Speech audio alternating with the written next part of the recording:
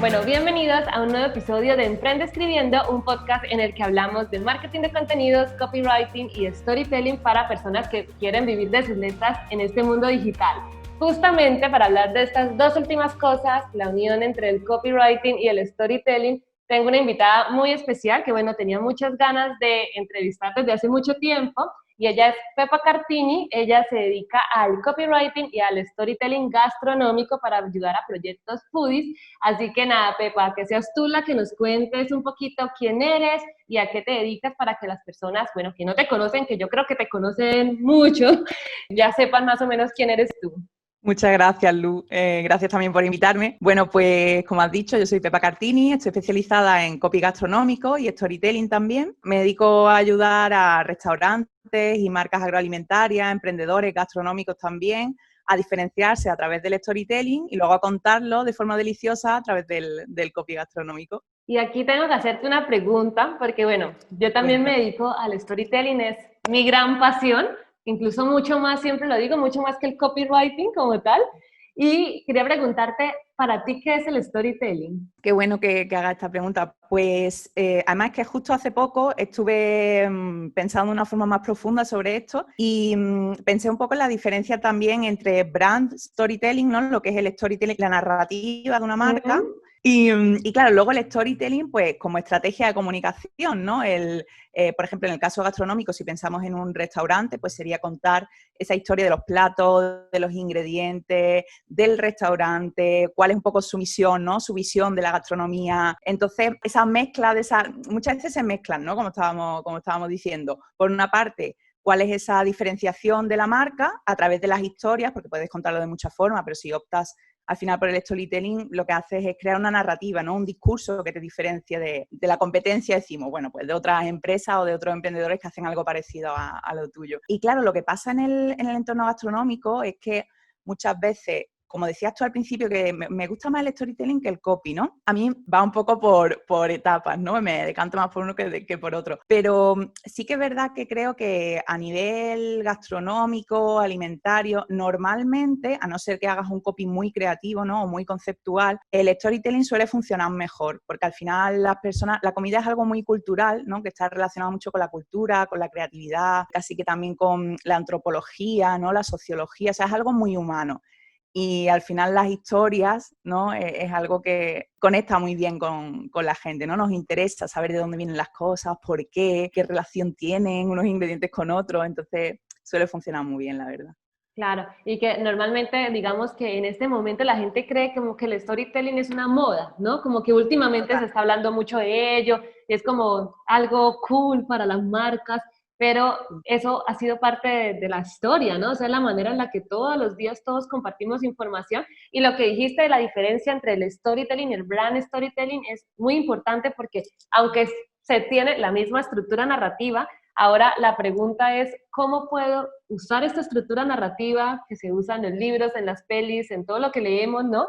Para que realmente también tenga el objetivo de que, aparte de que genere emociones, pues también esas emociones dispongan la venta, ¿no? Porque al final lo que sabemos, bueno, estadísticas varían, ¿no? Algunos dicen que el 80%, que el 90% de la compra es emocional, pero se sabe que siempre hay una razón emocional, que luego nuestro cerebro esté buscando razones lógicas para justificar la compra es otra cosa, pero yo creo que las historias todos tenemos y todos hemos pasado por muchas situaciones o momentos que nos hacen dedicarnos a lo que nos dedicamos, ¿no? Y qué bonito poderlo explicar a través de nuestra historia de marca. Y aquí se me viene una pregunta, Pepa, porque a veces es muy difícil, y no sé si te pasa con clientes, porque a mí sí, es muy difícil explicarles realmente la importancia de aplicar el storytelling, por ejemplo, ¿no? Porque dicen como, no, copy, un copy técnico a la venta y ya, o sea, como que dicen, ¿por qué mi marca necesita esto?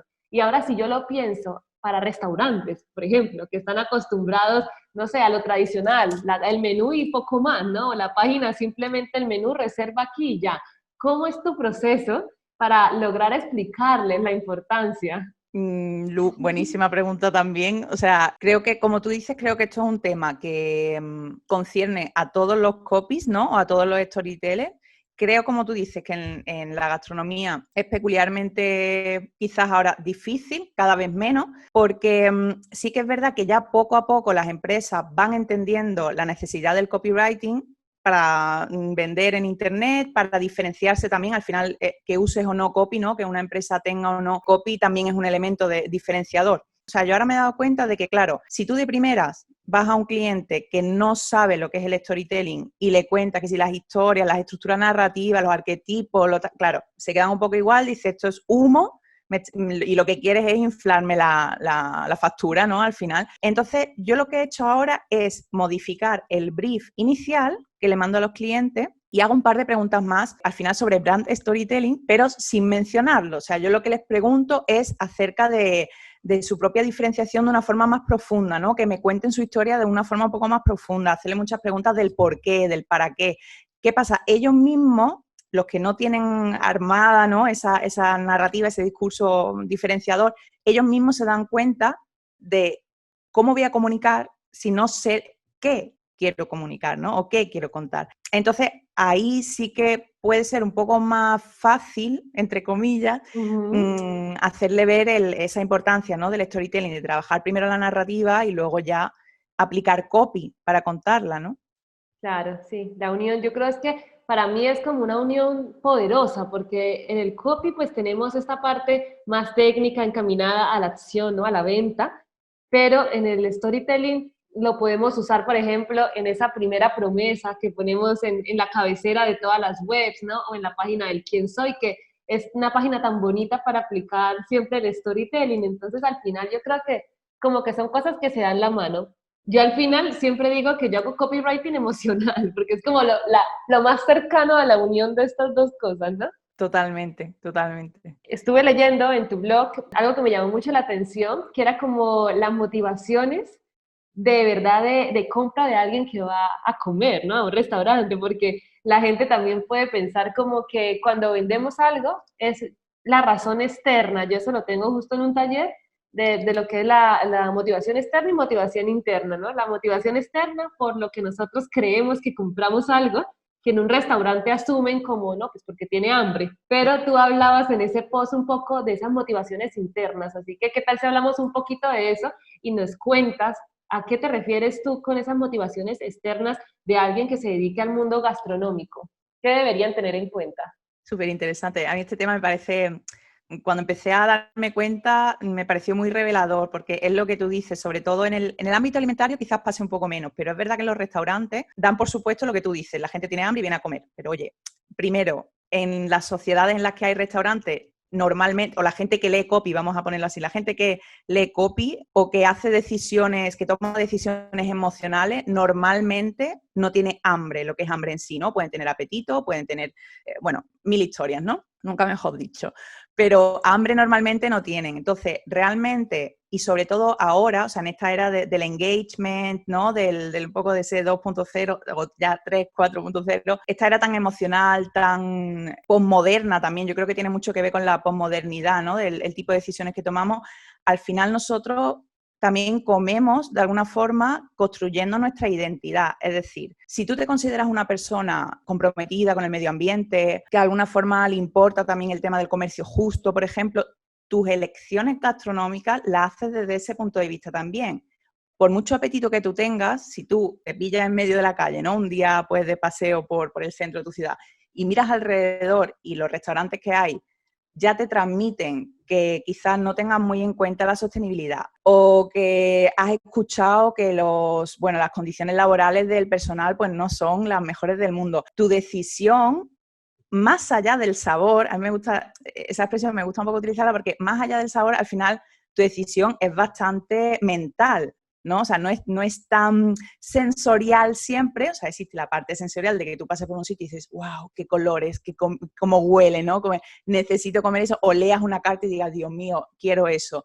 Pero luego también está la otra parte, no sensorial, sino más mental, de, bueno, consumo en base a mis valores. Entonces, ese es el tipo, por eso me gusta llamarlo a mí eso, motivaciones gastronómicas, porque al final la decisión de compra gastronómica que tú haces, pues está motivada por esos valores que tú tienes, por tu forma de entender el mundo. Claro, tenemos un poco esas dos cosas, ¿no? Que sobre todo esta parte más racional, quizás, muchas veces en la gastronomía las marcas la olvidan un poco, ¿no?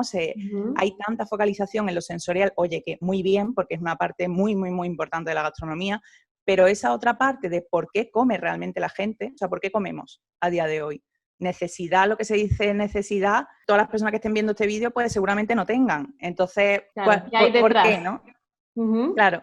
Justo se me viene un ejemplo muy relacionado con esto en uno de mis talleres había una chica que tenía como un restaurante y ella lo adecuó totalmente como para que fuera instagrameable, ¿sí? O sea, como el típico lugar a donde influencers, eso fue en un taller en Medellín, donde influencers de Medellín iban a tomarse fotos, ¿sí? De que el sitio estaba súper bonito, que era como el típico sitio donde de verdad vas a tomarte fotos y que la gente, muchas veces, que ella era consciente, que a veces la gente no iba ni siquiera por lo que ella tenía en el menú, sino era como por eso, por sentirse en wise, ¿no? Como sentir que estoy yendo a los lugares a donde vienen los influencers, por tomarse la foto y postearla, y eso, ella decía, pues tengo que sacarle más provecho a eso, ¿y qué hacía? Pues contratar a esto, invitar más influencers a que fueran a su lugar, crear su hashtag. Ella sabía que la comida también hacía parte de la foto, entonces la presentación de esa comida era súper original y así, más allá del sabor, como tú dijiste, porque ella sabía que esa motivación real de por qué la gente iba allí era precisamente Instagram, lo que quiera mostrar en Instagram, más que lo que quiera comer. Y eso es súper interesante porque imagínate si lo hubiese enfocado de distinta manera, a lo mejor no hubiese tenido el mismo éxito, ¿no? Claro, es que al final es así totalmente como tú dices. O sea, ese tipo de restaurantes del que tú estás hablando, por ejemplo, están totalmente enfocados al final al estatus. O sea, es importante que entiendan, si esa es su propuesta, tú lo que estás vendiendo es estatus. Que lo haces a través de la comida, en este tipo de empresas es totalmente circunstancial. O sea, no, ese no es el foco, ¿no? Entonces, entender eso de antes, sí que es verdad que, o al menos por lo que yo he podido experimentar hasta ahora, no creo que tengan más éxito ese tipo de restaurantes que restaurantes que se focalizan en otro nivel de la pirámide de Maslow, ¿no? Si lo pensamos Claro, así. claro.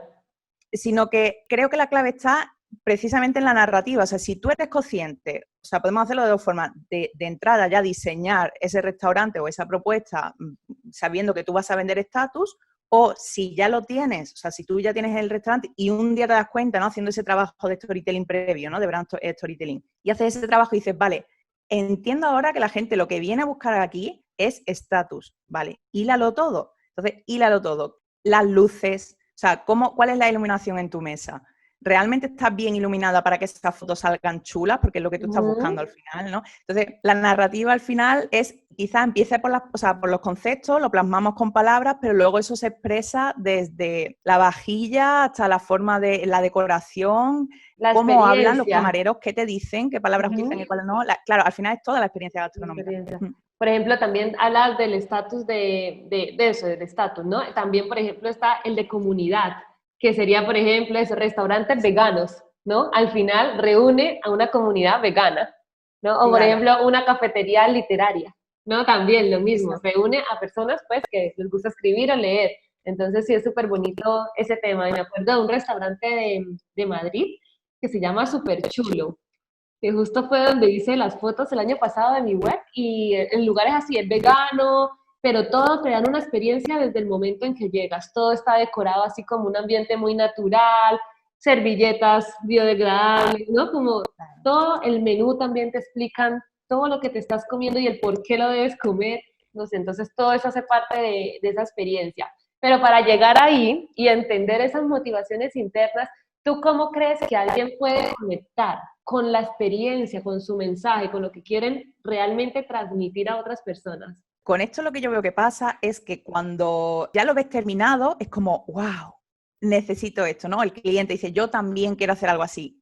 Lo que pasa es que al final eso es la punta del iceberg, como estábamos viendo, ¿no? En esta conversación. Lo que hay abajo es un trabajo tan grande, o sea, de tener que plantearte tantísimas cosas, de tener que hacerte tantísimas preguntas, que no todo el mundo está dispuesto a hacer eso. Entonces, realmente llegar a esa experiencia en la que todo está hilado, todo está bien pensado, todo es coherente, ¿no? Todo emocionante para el comensal. Como hay tan poca gente dispuesta a calentarse tanto la cabeza, pues al final hay pocas empresas que llegan, ¿no? Pocos restaurantes que llegan a ese punto, porque es verdad que es un trabajo previo muy grande, ¿no? Y que, hombre, es costoso tanto en tiempo, energía, dinero también, ¿no?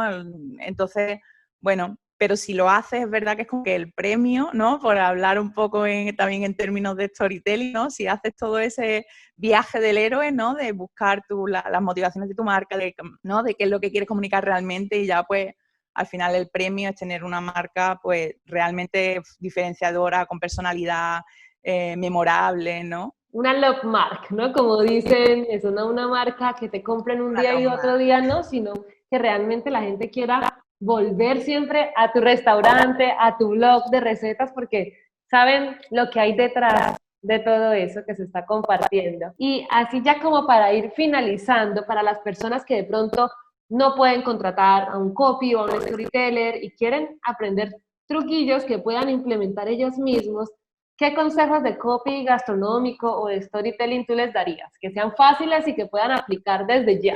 Pues mira, pregunta básica. ¿Qué hago? ¿Cómo lo hago? ¿Y para qué lo hago? ¿No? El clásico del círculo dorado de Simon Sinek, ¿no? Ajá. Yo creo que con esas 3 preguntas solamente ya tienes para empezar largo, y a nivel de copy gastronómico, por ejemplo, para una carta o para una web, pensar mucho al final en esas palabras sensoriales, ¿no? ¿Cómo voy a explicar la textura? ¿Cómo voy a explicar el aroma? ¿Cómo voy a explicar el sabor? ¿Cómo voy a hacerte una lista con todas esas palabras que tú, o sea, con todas esas emociones, ¿no? También, y todas esas sensaciones que tú quieres comunicar, y pensar un poco qué palabras vas a utilizar. Yo creo que son, ¿no? 2 cositas muy básicas, fáciles, un poco entre comillas, pero bueno, sí que se puede empezar con esto. Creo que es un buen punto de partida, ¿no? El círculo dorado y por otra parte esas palabras Sí, sensoriales. ese libro lo recomiendo mucho, el libro de Simon Sinek, de Start with Why, en español es Descubre tu porqué, creo que, ¿no? Algo así. Creo que sí, Es sí. súper interesante. Bueno, y hay un montón de vídeos en YouTube también de él hablando del tema, así que está al acceso de todo el mundo. Y justo de los 2 consejos que se me vino cuando los estabas diciendo, hablaste de cómo dar a entender el olor, el sabor, ¿no? Que esos son imágenes mentales. ¿Cuál crees tú que es la importancia Total. de esas imágenes mentales cuando escribimos? Fundamental. O sea, en gastronomía siempre es muy importante, pero es que en gastronomía es fundamental. Si tú con las palabras no haces que la otra persona se imagine cómo es ese plato, ¿no? O cómo es esa experiencia de abrir el paquete de algo, ¿no? De una bolita, de una energy ball, y sacarla, y esa textura, y cómo es el que te recuerda, lo que sea. Si no haces eso, con los vinos pasa mucho también, ¿no? Si tú con las palabras no logras hacer eso, al final no rompes esa barrera temporal que existe entre lo que tú estás comunicando, que el otro todavía no lo está viviendo, o sea, el que lee todavía no lo está viviendo. Realmente hay un problema temporal, ¿no? Si cuando tú estás en un restaurante y estás comiendo algo, es el momento, lo hueles, lo comes, lo quieres, ¿no? Como venga. Pero las letras, lo que pasa al final, las palabras, que tú tienes que provocar que esa persona quiera comer de alguna forma. Imprescindible, imágenes mentales, para provocar esa acción de, vale, lo quiero, voy a comprar esto. Totalmente. Pues bueno, yo creo que con todos estos tips ya hay como un buen inicio para que la gente que todavía no sabe la importancia de aplicar un poco de copywriting gastronómico, storytelling gastronómico a sus proyectos, pues se animen. Pepa, ¿dónde puede conocerte la gente? ¿Dónde pueden ver más de tu trabajo, de todo lo que compartes? Pues sobre todo en mi web, pepacartini.com, y luego también en redes estoy sobre todo en Instagram. Me pueden encontrar también como Pepa Cartini, y bueno, intento responder también siempre todos los correos a holapepacartini.com. Si no, mensajito en Instagram, me pueden encontrar fácilmente. Súper. Y así, antes de dejarte ir, una pregunta también que le hago a todo el mundo. Dime una frase inspiradora, la primera frase inspiradora que se te venga a la mente, que te guste, y un libro que nos recomiendes. Te voy a decir la que me ha venido a la cabeza, que Vale. es que me encanta de Jung, que es: lo que niegas te somete y lo que aceptas te transforma. Creo que tiene mucho que ver también con el storytelling. Y un libro, pues creo que a nivel de copy, Nicely Said, Nicole Fenton, puede ser. Ah, mira, no me Yo creo que es uno de los libros, pues es maravilloso. O sea, a nivel de también de tono de voz y todo esto, es un libro maravilloso. Y si quieres te doy otro fuera del copy, fuera del storytelling, que me encanta, que siempre recomiendo, es Momo, de Misael Ende. Es un libro muy, muy bonito. con una historia preciosa. Súper, pues los voy a dejar en las notas del programa, los lugares en donde pueden encontrar a Pepa y también las recomendaciones. Así que nada, Pepa, muchas gracias por haber aceptado la invitación acá en Emprende Escribiendo y bueno, deseando conocerte en persona cuando se pueda viajar y cuando pueda volver a España. Un abrazo, muchísimas gracias. Muchas gracias, un abrazo, Lu.